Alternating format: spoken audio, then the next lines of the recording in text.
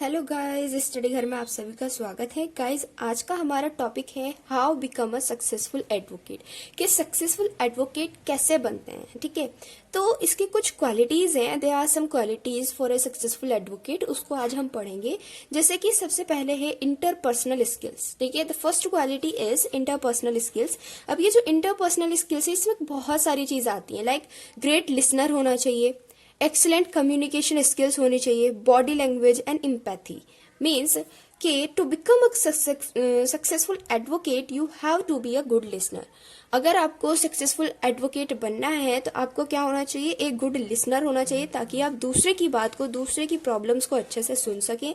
ठीक, to become a successful advocate you have to have great communication skills. आपके पास क्या होनी चाहिए, ग्रेट कम्युनिकेशन स्किल्स होने चाहिए, ताकि आप जो है अपनी बातों को दूसरे के सामने एक अच्छे रूप में क्या कर सकें, स्पष्ट तरीके से रख सकें।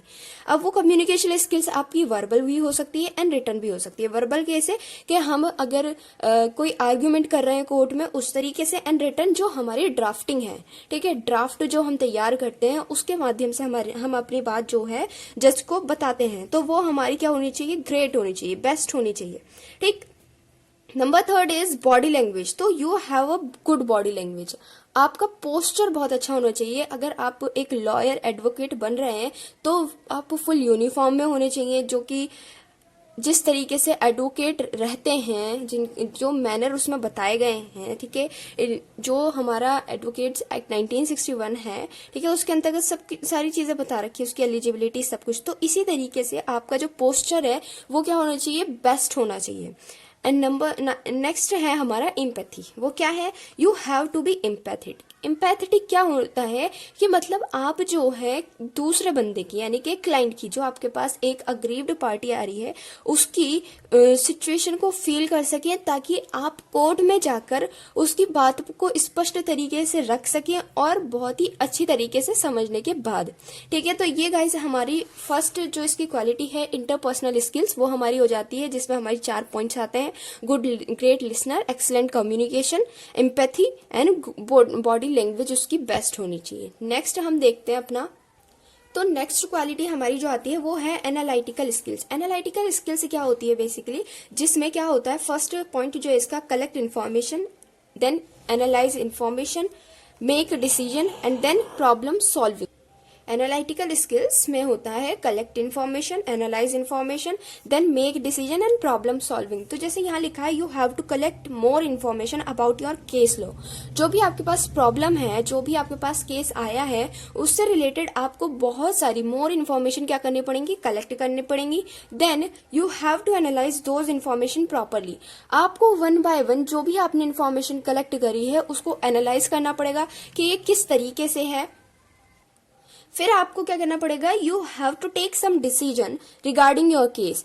आपको कुछ डिसीजन लेने पड़ेंगे अपने केस से रिगार्डिंग। मीन्स अगर आपके पास कोई केस आता है, ठीक है, आपने इन्फॉर्मेशन कलेक्ट कर ली, एनालाइज कर ली, फिर आपको ये डिसीजन लेना पड़ेगा कि आपने क्या चीजें रखनी है, किस चीज को कोर्ट के सामने रखने से जो है ये बिल्कुल रेलिवेंट फैक्ट दिखेगा उनको, और हम जो है अपना केस जीत सकते हैं। तो वो चीज हमें यहाँ पे रखनी है, and then you can solve problem. आपको जो है क्या फिर बाद में क्या हो जाएगी, वो आपकी प्रॉब्लम सॉल्व हो जाएगी। तो इतना आई होप आपको समझ में आ गया होगा। हमने पहले कलेक्ट इन्फॉर्मेशन करी, देन हमने एनालाइज करा इन्फॉर्मेशन को, देन कुछ डिसीजन लिए, उसके बाद हमारी जो प्रॉब्लम है वो क्या हो जाती है, सॉल्व हो जाती है। नेक्स्ट पॉइंट हमारा आता है नॉलेज। ये एडवोकेट की थर्ड क्वालिटी है, जिसमें कि क्या होता है, नॉलेज की बात करता है बेसिकली, कि नॉलेज किस तरीके की हो। तो कोर्ट प्रोसीजर की उसको नॉलेज होनी चाहिए एंड एप्लीकेबल लॉज की उसको नॉलेज होनी चाहिए। ठीक है, एप्लीकेबल लॉज की एंड कोर्ट प्रोसीजर की क्या होनी चाहिए, उसको नॉलेज होनी चाहिए। कोर्ट प्रोसीजर्स की कैसी, कि for a successful advocate you have to proper knowledge of court procedures. Means court में प्रोसीडिंग कैसे चलती है, क्या हमें पहले प्रेजेंट करना पड़ेगा कोर्ट को दिखाने के लिए किसी केस, अगर हम कोई केस लड़ रहे हैं तो कोर्ट का उस चीज में क्या प्रोसीजर है उसको फॉलो करना हमें आना चाहिए। Then you have to be then you make best lawyer advocate आप बन जाते हैं। ठीक है, देन उसके बाद आपको लॉज का अप्लाई करना आना चाहिए, कि जो केस अगर मेरे पास डॉवरी का आया है तो मैं उससे रिलेटेड करूं, लॉज अप्लाई करूं, अगर मेरे पास मर्डर का आया है तो मैं उससे रिलेटेड लॉज को फॉलो करूं।